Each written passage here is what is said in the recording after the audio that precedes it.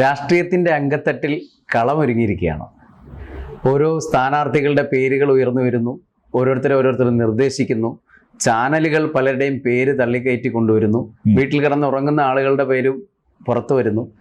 വളരെ ചർച്ച നടക്കുമ്പോൾ മുൻ മന്ത്രിയായിരുന്ന LDFിൻ്റെ ലീഡർ AK ബാലൻ ഒരു പത്രസമ്മേളനം നടത്തി കാര്യം പറഞ്ഞു. നമ്മുടെ ബഹുമാനപ്പെട്ട മുഖ്യമന്ത്രി ശ്രീ പിണറായി വിജയൻ വീണ്ടും മത്സരരംഗത്തേക്ക് ഇറങ്ങിയാണ്. വീണ്ടും ഒരു അംഗത്തിന് ബാല്യമുണ്ടെന്ന് തെളിയിക്കാൻ അദ്ദേഹം മത്സരിക്കുന്നു.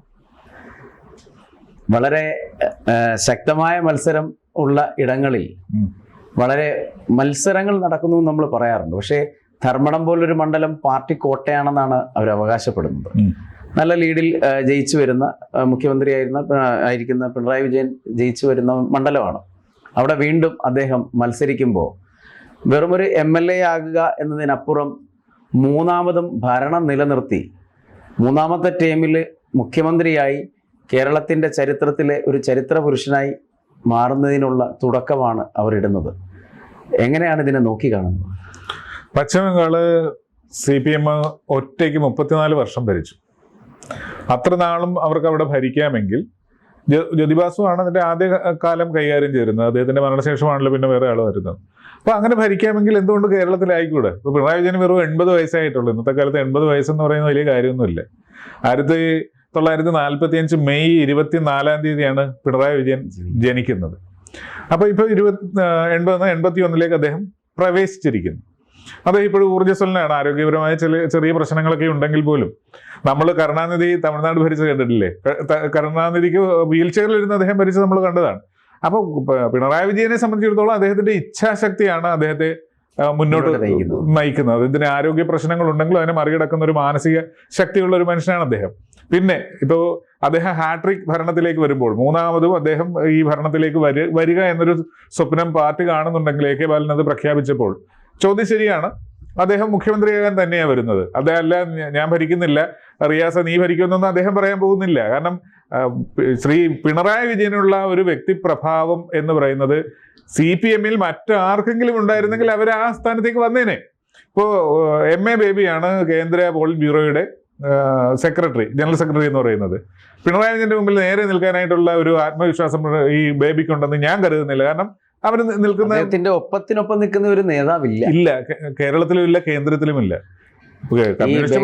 സംഭവിച്ചതുപോലെ പിൽക്കാലത്ത് സംഭവിച്ചതുപോലെ കേരളത്തിലും സംഭവിക്കാൻ സാധ്യതയുണ്ടല്ലേ?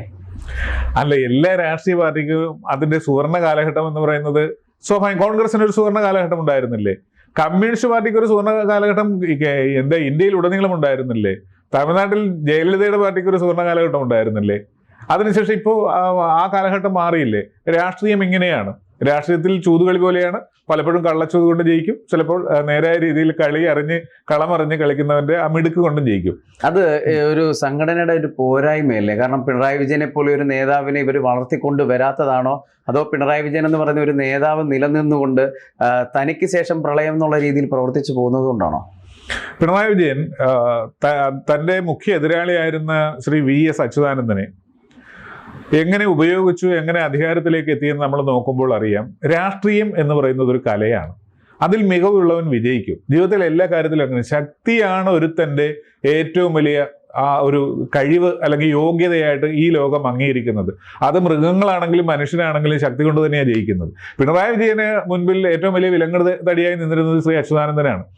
എത്ര സ്മൂത്തായിട്ടായിരുന്നു അദ്ദേഹം ആ വ്യക്തിത്വത്തെ രണ്ടാം നിരയിലേക്കും പിന്നീട് കർട്ടന് പിന്നിലേക്കും മാറ്റിയത് നമ്മളത് കണ്ടതല്ലേ? അപ്പൊ അതൊക്കെ സ്വാഭാവികമായിട്ട് രാഷ്ട്രീയത്തിൽ നടക്കുന്നത്. ബക്കറ്റിലെ തിരയായി വന്നത് അത് അവരുടെ തമ്മിൽ അങ്ങോട്ടും ഇങ്ങോട്ടുമുള്ള ഒരു മറുപടി പ്രസംഗം മനസ്സിലായോ? അതായത് രാഷ്ട്രീയത്തിൽ നേതാക്കന്മാര് അണികളെ സ്വാധീനിക്കണമെങ്കിൽ ആ വ്യക്തിയുടെ തൻ്റെ ഇടവും ആത്മവിശ്വാസവും മുന്നോട്ട് പോകാനുള്ള ആർജവും ഒക്കെ കാണുമ്പോഴാണ്, ധൈര്യം കാണുമ്പോഴാണ് അണികൾ വരുന്നത്. നിർഭാഗ്യവശാൽ പ്രസംഗത്തിനപ്പുറമുള്ള ഒരു അവസ്ഥയിലേക്ക് പോകാൻ, പ്രസംഗം കൊണ്ട് ഹൃദയം കവർന്ന, പ്രവർത്തനം കൊണ്ടും ഹൃദയം കവർന്ന വ്യക്തിയാണ് കേരളത്തിലെമ്പാടും പിണറായി വിജയൻ.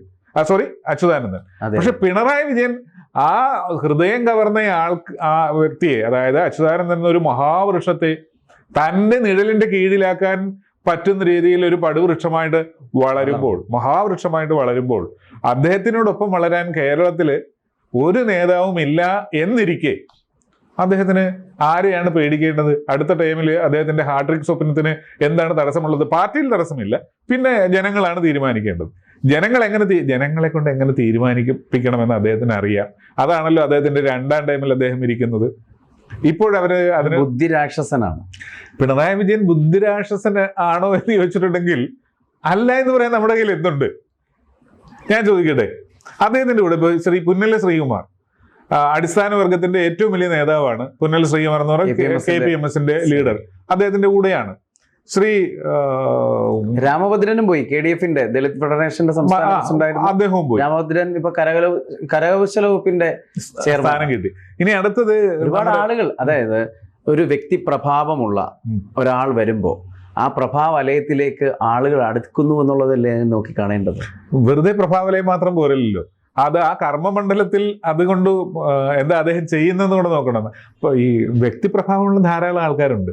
രാഷ്ട്രീയം എന്ന് പറയുന്നത് എൻ്റെ അതായത് ശശി തരൂരിനെ പോലൊരാളല്ല രാഷ്ട്രീയത്തില് കാര്യങ്ങൾ തീരുമാനിക്കുക. പിണറായി വിജയനെ പോലൊരാളാണ്. കാരണം എന്താണെന്ന് വെച്ചിട്ടുണ്ടെങ്കിൽ ഒരു കാര്യം തീരുമാനിച്ചാൽ അതിനെ ചേസ് ചെയ്ത് അത് നടപ്പാക്കുക എന്ന് പറയുന്നിടത്താണ് വിജയമിരിക്കുന്നത്. അക്കാര്യത്തിൽ പിണറായി വിജയൻ അതാണ് പറയാം. പുന്നല ശ്രീകുമാറിന് ശേഷം ശ്രീ നടേശൻ സാർ ഇപ്പൊ ആരുടെ കൂടെയാ? അതെ അതെ, നമ്മളിപ്പോ BJPയിലേക്ക് അദ്ദേഹത്തിന് ചായ്വ് ഉണ്ടോ ഇല്ലെന്ന് ചർച്ച ചെയ്യുമ്പോൾ പോലും അദ്ദേഹം ദീർഘകാലമായിട്ട് പിണറായി വിജയനോടൊപ്പമാണ് സഞ്ചരിക്കുന്നത്. അത് കാറിൽ കയറിയും കയറാതെയും അങ്ങനെ തന്നെയാണ്. സുകുമാരൻ നായരുടെ ലേറ്റസ്റ്റ് എപ്പിസോഡ് എന്താണ് നമ്മൾ കാണുന്നത്? ഈ ശബരിമല സംഗമത്തില് അദ്ദേഹം മുഖ്യ റോള് വഹിച്ച് പിണറായി വിജയനോട് സമദൂരവും ശരിദൂരവും ഒക്കെ പറയുന്ന ഒരാള് പിണറായി വിജയനോടൊപ്പമാണ്. ഇവരെല്ലാം തമ്മിൽ ഒരു അന്തർധാരയുണ്ട്, സജീവമാവും. പിന്നെ കാന്തപുരം സ്വാഭാവികമായിട്ട് എത്രയോ നാളുകളായിട്ട് ഇടതുപക്ഷത്തിന്റെ കൂടെയാണ്, പിണറായി വിജയന്റെ കൂടെയാണ്. പിന്നെ നമ്മൾക്ക് നോക്കേണ്ടത് ക്രിസ്ത്യൻ വിഭാഗത്തെയാണ്. അതിന് മാണി കോൺഗ്രസ് ഉണ്ടല്ലോ കൂടെ. അദ്ദേഹത്തിന്റെ സ്വപ്നങ്ങൾ സഫലമാകുന്നതിന് അത് ഈ മഞ്ഞുറഞ്ഞ പാതയിലൂടെ കടലിലൂടെ കപ്പൽ പോകുമ്പോൾ ഈ ഐസ് ബ്രേക്കിംഗ് സംവിധാനമുള്ള കപ്പൽ എന്ന് പറയാറുണ്ട്. അതായത് അവിടെ അത്തരം കപ്പലാണ് പോകേണ്ടത്. രാഷ്ട്രീയത്തിൽ പ്രതിബന്ധമുണ്ടെങ്കിൽ അതിനെ തട്ടി തകർത്ത് മുന്നോട്ട് പോകാൻ കരുത്തനായ ഒരാളുണ്ടെങ്കിൽ അത്തരത്തിലൊരു കപ്പിത്താൻ. യെസ്, ഈ കപ്പൽ പോകില്ല, ഇതിനൊരു കപ്പിത്താൻ ഉണ്ടെന്ന് പറഞ്ഞില്ലേ? ഈ വീണ അങ്ങനെ പറയുമ്പോൾ നമ്മളതിനെ ട്രോളുന്നുണ്ടെങ്കിലും പക്ഷെ അതിനൊരു യാഥാർത്ഥ്യമുണ്ട്. കാരണം ഓഖി പോലെ ഒരു വലിയ അപകടം വരുന്നു, പിന്നീട് ഇങ്ങോട്ട് വരുമ്പോൾ പ്രളയം. അത് ഒരു തവണയല്ല 2 തവണ പ്രളയം ഉണ്ടാകുന്നു. സാധാരണ ഒരാളായിരുന്നെങ്കിൽ ഇതിനെ എങ്ങനെ തരണം ചെയ്തു പോകുമെന്ന് നമുക്ക് ചിന്തിക്കുന്നതിനപ്പുറമാണ്.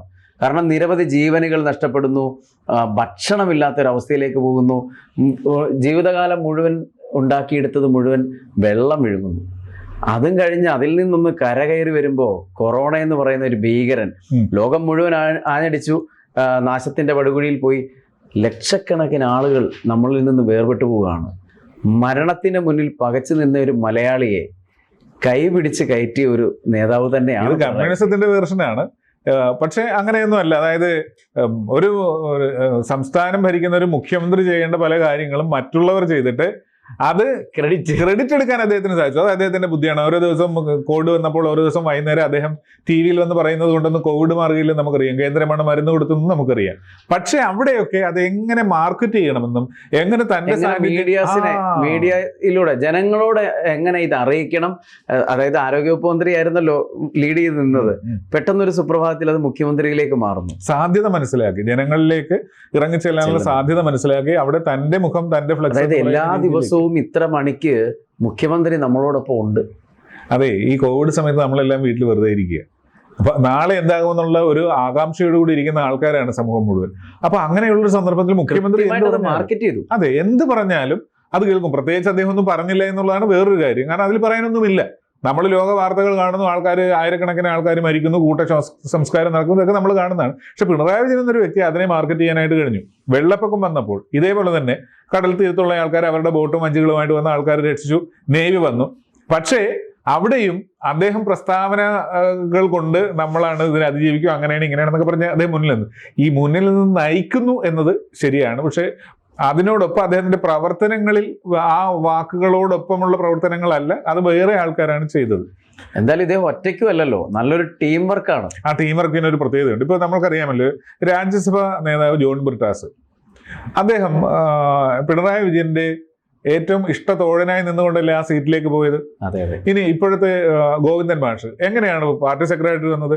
അത് പിണറായി വിജയന്റെ നോമിനിയാണെന്ന് നമ്മൾക്കറിയാം. കാരണം ഈ നോമിനേഷൻ ഇതിലില്ല, പാർട്ടി തെരഞ്ഞെടുപ്പാണ് എങ്കിൽ പാർട്ടിയുടെ അഖിലേന്ത്യാ തലത്തിലെ MA ബേബി പോലും എന്തുകൊണ്ട് ചലിക്കുന്നില്ല എന്ന് ചോദിച്ചാൽ എതിർവാക്ക് പറയില്ലെന്ന് ചോദിച്ചാൽ MA ബേബി ഈ സ്ഥാനത്ത് ഇരിക്കുക എന്ന് പറഞ്ഞ ആളാണ് പിണറായി വിജയൻ. ഇനി ഒരു കാര്യം കൂടെ ഓർത്തു നോക്കൂ, നമ്മുടെ കോടിയേരി ബാലകൃഷ്ണൻ അതെ സംസ്ഥാന സെക്രട്ടറി ആയിരിക്കുന്ന സമയത്താണ് ഈ കടക്ക് പുറത്ത് പത്രങ്ങളിലേക്ക് പറഞ്ഞത്.